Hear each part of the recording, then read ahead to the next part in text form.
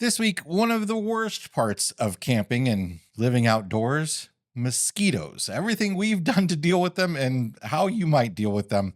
This is RV Miles. Chances are you've seen them on the road. That's because Blue Ox designs and manufactures the best towing products in the industry.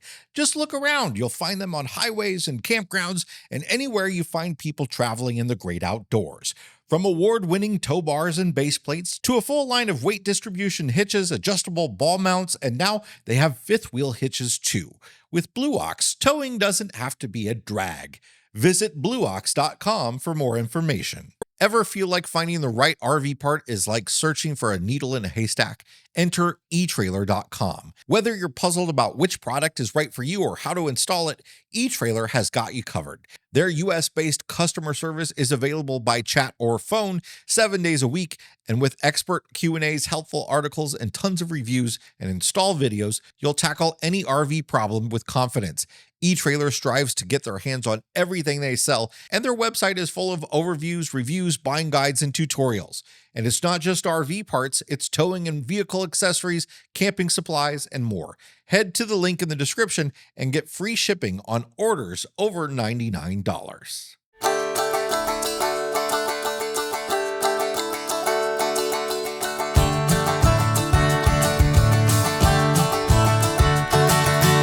Welcome to episode number 372 of RV Miles. I'm Jason. And I'm Abby. And we are two RVers who, along with our three boys, Jack, Ethan, and Henry, have been crisscrossing North America on one epic road trip since 2016. Here at RV Miles, we talk all things RV and outdoors, from industry news to travel destinations, our national parks, and so much more. This is the first of one of our August mini episodes. We're on vacation and doing a whole lot of other things in August, so we've put out these mini episodes that are sort of like half the length of a normal episode. We're not going to have our fresh tank, black tank. It's on vacation too. It will be back in a few weeks, but we're going to do each of these on a singular topic and keep them under a half hour long. Fingers crossed. Crossed. We're not very good, as someone recently said, at editing ourselves. We tend to drone on and on, I think was the comment. So we'll try not to do that. So this week's episode is going to be about mosquitoes, the common scourge of the campground. And, we have been camping now for almost a decade. And our experience in dealing with mosquitoes over the years has certainly taught us a lot. It has changed. It has changed a lot based on the terrain and where we're at. Well, and when we were talking, though, about these mini episodes, this mosquito conversation, I said, we should talk about all the things we have done, because when we put the list together of all the different ways we have tried to ward off mosquitoes over the year, because it is well known that Jason, Ethan, and Henry are magnets. The mosquitoes, they love them. And so we've tried a lot of ways. I remember when we first got on the road and we were shocked, being city people. We didn't really experience mosquitoes that much in Chicago. And our first few nights on the road in the bus, I remember Ethan woke up one morning and that kid had to have had 20 plus bites. I think what we learned is that the bus was not very impervious to bugs. Yeah, maybe that magnetic net we'd bought for the door wasn't quite doing its job. But we learned really quickly that, Ethan wakes up, he's got all these bites. The rest of us, we wake up, we've got nothing. And it has always seemed over the years that if a mosquito gets in to the rig or into the house or whatever, they're going for Jason, they're going for Ethan, and they're going for Henry, and they're going to feast. And so this has been a conversation for the almost decade that we've been doing this. And recently, a friend of the show, Ken, he shared this article in the RV Miles Facebook group. Maybe some of you saw it. It was an NPR article about ways to ward off pesky mosquitoes this summer. So we're going to talk about the ways that were suggested in this article towards the end of this, when we talk about some things that we have not done, but that we have seen across social media that you all have done. But we're going to kick it off by talking about what we have done and over the years. I think, we've spent a lot of money on products over the years. There are a lot of products, and I think this is true about virtually anything you talk about. Yeah. That there are a lot of products that people swear by that probably don't do too much. Or maybe it works in their area and it doesn't work in it. Maybe their mosquitoes are different than the mosquitoes that are with you, whatever it might be. Subjective. I mean, I think you're absolutely right when you say what works in one area may or may not work in another area. And there's a lot of factors that go into that. But look, mosquito repellent is big business. That's big business. I mean, there have been areas where we have been in where they come through the city themselves, come through and spray the area because mosquitoes are so bad there. And that is how the city chooses to deal with them. So let's kick it off. And I'm looking at this 1, 2, 3, 4, 5, 6, 7, 8, 9, 10. We've tried to our memory 10 different styles of repelling mosquitoes. And the first one is the obvious one that I think every entry-level person trying to like ward off mosquitoes, we all have them sitting on our back porch in our yards, right? Every deck in all across the country has one of these. And that's a citronella candle. The useless makes you think it's working, not working citronella candle. My feeling about a citronella candle is it probably repels mosquitoes up to about a foot away from the candle. Unless you plan to blanket the entire campground in citronella candles. This is not going to work for you. And I just remembered another one that we need to add to the list that's not on there. Citronella candles were our gateway into mosquito repellent. Mm-hmm. We feel that they offer a lot of campground ambiance, not a whole lot of mosquito detection. Smell. Yeah, it's nice. Citronella, to me, it evokes summertime smell. It evokes being outdoors. It evokes sitting around, on the deck or at the picnic table. It just kind of brings those nice memories. We have tried from there mosquito coils. Yeah. It's a similar thing with the candles.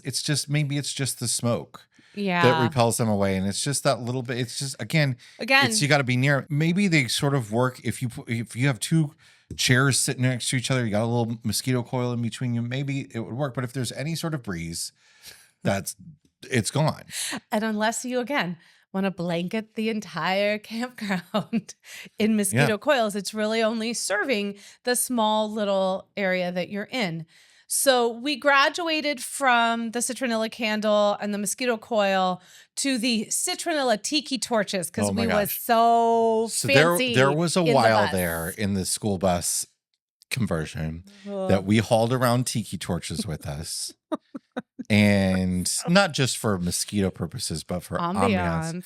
And the number of times the fuel, which we bought like the citronella infused fuel, spilled in the back of the bus, and just the scent was just so terrible. And the storage, our bed was in the back of the bus, and our bed was built above on this lovely platform, was built above the garage space. Essentially, you couldn't access it from the inside without lifting. We had you could lift up the bed, half of it anyway.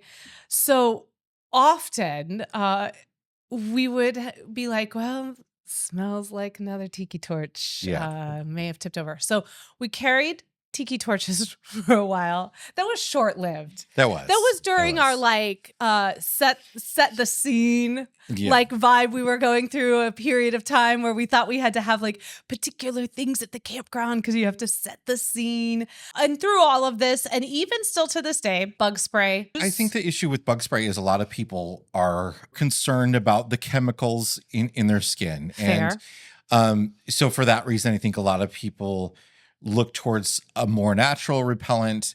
So we did try for a while the lemon eucalyptus oil stuff. Mm-hmm. We didn't make it ourselves, not anything. I know that there are recipes out there that you could do from, Young Living or doTERRA and stuff like that. We didn't Which do the commercial stuff they sell at Walmart. Yeah. Yeah, we let, off do it for us. I found, so first of all, I should say right away, they say don't use that stuff on babies. Just don't use that on your youngest Please children. read the I'm not sure labels. the reason why, but for me, and I know people, there have been studies, I know people have used it and it's worked for them. For me, did not work in the slightest. Or if it did, maybe it lasted 20 minutes. It seemed to draw them to Jason. Like, we dare you to try to bite this man. And they were just like, hold my beer. I got to go over here and deal with this lemongrass guy. So we've done those. We have done with DEET. I will say that using that when we were in places, especially when we were traveling up to Alaska, they are not playing when they say the mosquitoes are fierce. Yeah. They're fierce. And I will say that DEET, along with, keeping covered, obviously, was kind of one of the ways. But you can get lots of different levels of DEET and repellent. Yes. You can get like the Deep Woods Off stuff. And like the part of the problem with DEET repellent is that it's such a strong scent. I can't stand it. I will not wear it. And it's in your mouth. I don't like the way it feels on my skin. And you want to take a shower afterwards. Right. When you're RVing, you're like, well, I don't have, you want to come in and you want to shower all that off. And especially if you're boondocking or something, we don't want to be showering all the time like that either. So I would hate putting it on. It's also, and this is something I think is really important for RVers to understand. Bug repellent, especially strong bug repellent, like a DEET-based bug repellent, is really bad for the fake leather in your RV's furniture. We call that pleather. Pleather. Thank you. Or we call it, no, pleather is a term of the past, Abby. It's now called vegan leather. Oh, I'm sorry. It's pleather. Sorry, I'll call it pleather. It's now an upgrade. It's vegan leather. I feel like calling it vegan leather is an insult to vegans, and I'm not insulting vegans. But it will, there are lots of reasons why that vegan leather can strip apart. And one of them can be bug spray. Another one can be sunblock. And another one can be just like the extreme varying temperatures. But all the things we put on our bodies. But if you're putting, a decent amount of bug spray on you, especially if you're going to like sweat it off and stuff, don't want to sit on your furniture in your RV without getting it off of you. Yeah. So, but unfortunately, it really is the most effective thing. Like, for all of its faults, it works. And bug spray with DEET is the most effective on ticks as well. So you kind of get this like double bonus of, there were a lot of ticks when Jack and I were just in Charlottesville. And ticks are really bad this season. And we're not going to get really into a discussion about ticks, but what always cracks us up is, again, almost 10 years RVing, we have never had a tick on any of our kids. We move into a house. Our kids are just hanging out at a local park. 17-year-old comes home with a tick on him. Yeah. Go figure. So if you think it only happens when you're camping, just be mindful, especially this season, they're really bad. And be sure if you're spending any time in the outdoors, does not matter where you are. If you are anywhere in nature, just make sure you're checking yourself afterwards. More in a moment, but first, this episode is sponsored by Slinky Stove. Slinky Stove is the patented collapsible fire pit that stays intact when packed. It's perfect for RVs and car camping or in your own backyard. It sets up in seconds, providing you with smokeless airflow rings and a clean burning fire. No more dancing around campfire smoke. Inexpensive and packed with extras, the Slinky Stove offers a 3-level cooking system that gives you flexibility, whether it's morning coffee or evening campfire chili. And with contained ash, cleanup's quick, just the way it should be on public lands. Order yours now at slinkystove.com or click the link in the description. Harvest Host is a membership that allows RVers to take a rest from the road and enjoy unlimited overnight stays at over 5,000 unique locations in North America. like breweries, farms, attractions, wineries, and much more. Easily plan and book your next RV trip and enjoy over $1,500 in exclusive member benefits by joining Harvest Hosts. Get 15% off your first year of membership with the code MILES. That's MILES. Go to harvesthost.com to become a Harvest Host member today. So there's the sprays. We've done the sprays. Let's get into one of the things I wanted to bring up that we've tried that we didn't have on the list to coincide with the citronella is the little clips. So we've done the little clips that you're supposed to be able to clip on you. This is not the Thermacell. We're going to talk about Thermacell in a second, but we've done these little clips. We've also done the wristbands, that look like little wire scrunchies. We've done those on the kids. And no effect. No Henry effect. was, and Ethan were just devoured. Zero effect. We've done those. We have now, I actually think that this has worked. So a lot of outdoor clothing brands will have insect repellent similar to they have their SPF proof line. They'll also sometimes have stuff with insect shield. So we have owned some things from LL Bean with their no fly line, I believe was the name of it, but it's called insect shield clothing. I have had a shirt that's like that. We've had pants that have been like that. I have like a neck gaiter. So they're all infused with like a repellent that's called permethrin, and it seems to work. And it seems to not last, or it seems to last for at least many washes. Yeah, I can't say. To me, it's hard to quantify. Yeah. If those were really working, but well, I don't think. Sure. Here's the issue. Maybe. I think it works, but it's not like so. Like I said, I've got this neck gaiter. Yeah. Like a buff that has it, right? I don't think that's repelling mosquitoes around my entire body. It's just keeping them from biting my neck. You don't think they're coming up and Right? being like, "Whoa, No. that guy's got insect shield." No. Whoa. And part of this is just wearing clothes that have a decent weight to them that cover all your skin. Yeah, some of this stuff, I think when we start talking about things that did work, I think that something to keep in mind for everybody is it's a combination of stuff. There's Yeah. not like one fixes all, one repels all sort of solution here. And I do think that the particular type of clothing that is created for this insect shield line sort of lends itself to protecting you from all sorts of biting insects. It's harder for them to bite through, right? And that's something that bore out a little bit in that NPR article. They were talking about wearing looser clothing so that if your skin's like at the contact level, they can easily bite through it. But if it's looser, it might be a little bit harder for them. So clothing for sure can really help keep the insects at bay. I would say this is when Jason reached peak.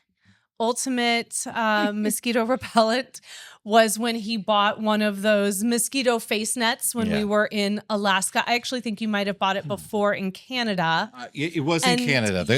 We actually, I think the worst mosquitoes we encountered on our way up to Alaska were in Canada. I mean, there were some bad ones in Alaska too. But Denali was pretty. There were pretty bad. Denali was bad. The weird thing about Denali is it was really bad when we were out in the back country, but in the front country at the campground, it wasn't bad. But there were a few places that we stopped just for overnights. Stuart Hyder was not great. And people say, "Oh, our mosquitoes in Louisiana or wherever, whoever has mosquitoes, they always say the same thing, that our mosquitoes are like pterodactyls, like they're so huge." Size of mosquito, I feel, does not matter. In fact, maybe the smaller ones are worse. Because you can't see them. Because in Alaska and Canada, they were all tiny. They were all very small. But there were, swarms and swarms of, there's so many. And it would be a situation where like you would park the trailer, want to go unhook as quick as possible and get inside. And just in that, 5 minutes that I could, as quickly as possible, do that. just tons and tons of bites. It would always just be like, go, go, go, go, like getting Yeah. everybody from truck to into the RV. And that was why I finally went and bought a head net, Yeah. because I could cover my legs and my arms to my wrists and ankles, but they are invariably going to your face and neck at that point. And a head net made all the difference in the world. Huge amount of difference for you. I would say that that's one of those things. And I will never forget when we were in Chicken, Alaska. That woman that had she had a whole shirt on. She had a full on. So we're in Chicken, Alaska. We're going to go hang out in the bar for a little bit. And this woman comes out of her Class B van, and she is like head to toe, full on bodysuit, mosquito net. It was clothing. like a beekeeper, but net. And we were like, whoa, that is awesome. You know what you're doing. And she said, yeah, this is my second year here. And she's like, I didn't have this last year. I wasn't about to make the same mistake.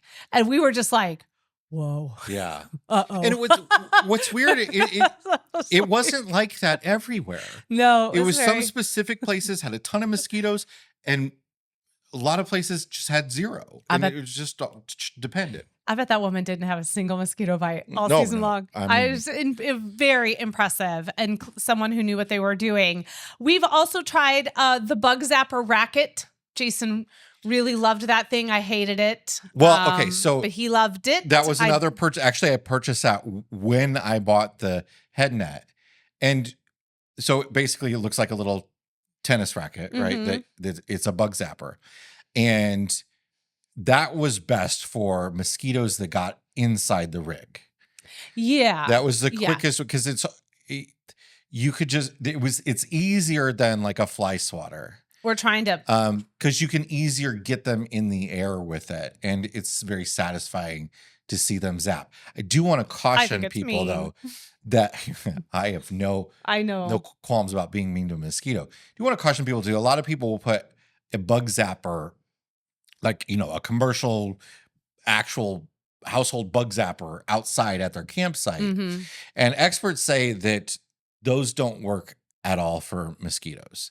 That the bugs you are zapping, when you see all those bugs going at that light, virtually none of them are mosquitoes, because mosquitoes just are not attracted to the light of a bug zapper. Mosquitoes are smarter than we think they are. Yeah, you're killing mayflies and stuff, and it's not really helping you out much when it comes to mosquitoes. More in a moment, but first, this episode is sponsored by Liquefied RV Toilet Tank Treatment. Eliminate black tank woes with Liquefied RV Toilet Treatment, the ultimate enzyme-based solution for RVers. Their powerful formula simplifies waste management by breaking down solid waste and toilet paper, erasing foul odors, and ensuring smooth tank dumping. Liquefied removes buildup on sensors for accurate black tank readings. It's biodegradable and safe for all septic systems, contains no formaldehyde, making it safe for pets and children, and is made in the USA. You can find Liquefied at liquefiedrv.com. The final thing that we've tried, as we alluded to a little bit ago, is we did do the Thermacell. Like, that was a real big thing. That was like kind of the hot thing in 2023 when we were going up to Alaska. Well, it was just everyone was like, Thermacell, this is the thing. It just kind of like was desperation. I don't think it did anything. Well, I don't know. Or was it the Thermacell? Was it we were doing so many things in Alaska. It's hard to say. So there's different types of Thermacell. And first of all, it's expensive. Like, the cartridges don't last that long. They're expensive. You have to keep it charged or use batteries. So we bought the sort of tabletop or ground deploy Thermacell. That could do like a 6-foot radius or something. And when you think about that, 6-foot radius isn't that much. No, we literally bought it to sit next to you while you were outside working. Yeah. And we did not feel it was that effective, partially because I think the radius, I think similar to like citronella candles and stuff, you had to be right up on it. And maybe, and this is not something that we tried, people do swear by Thermacell. Maybe the kind that you clip onto your belt and it's the personal Thermacell zone works a little bit better. I don't know. We didn't find a whole lot of success with the tabletop one. So we have tried, of course, for bites themselves, typical stuff, creams, ointments, after bites. We've even tried the bug bite thing, which is the tool that It's literally called the bug bite thing. It's literally called that. It's a suction tool that as soon as you're supposed to do it, like right after you get bit, if you were to put it over the bite and then you kind of suction the skin up, it's almost like a weird version of cupping. And it doesn't hurt. It just feels like a little bit of a suction. It's supposed to pull like the venom or whatever it is that's creating the allergic reaction.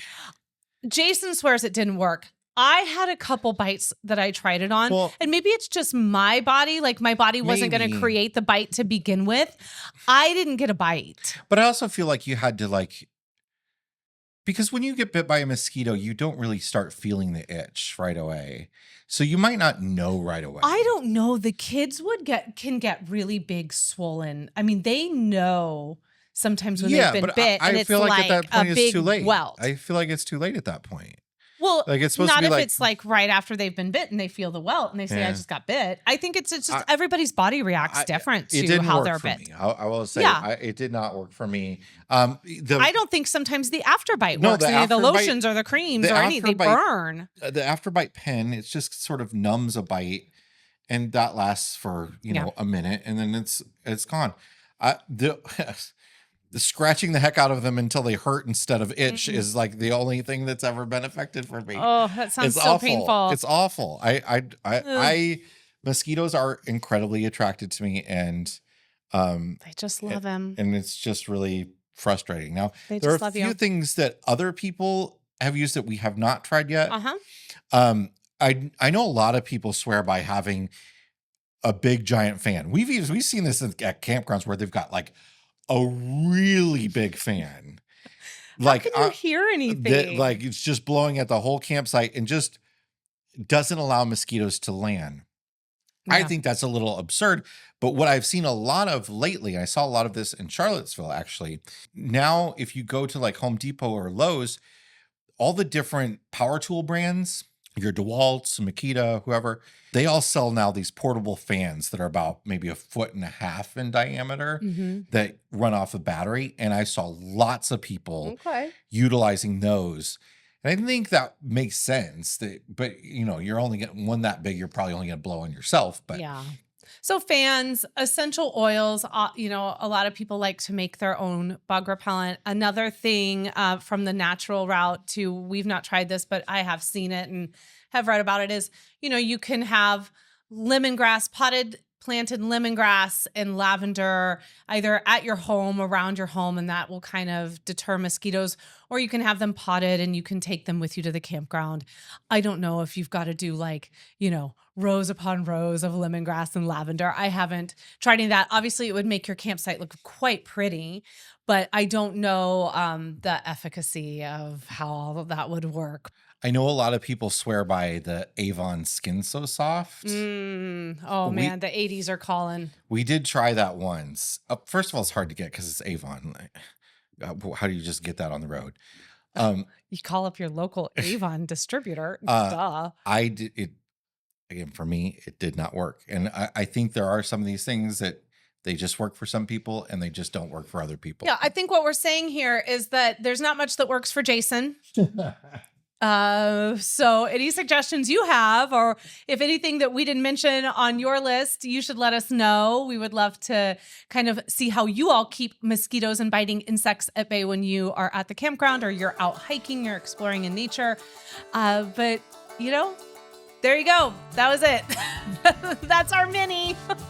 Thanks so much for being here, everybody. Yes, and of course, if you're enjoying RV Miles, we would love it if you are watching this on YouTube. If you like and subscribe to the channel, please consider sharing this across your social medias. If you listen to the RV Miles podcast, please consider going over to Apple Podcast and giving us a 5-star review. That review tells Apple, hey, this is kind of a fun show. It's got things in it that I like, and you should suggest that to other people as well. And that just puts a whole new audience in front of RV Miles here.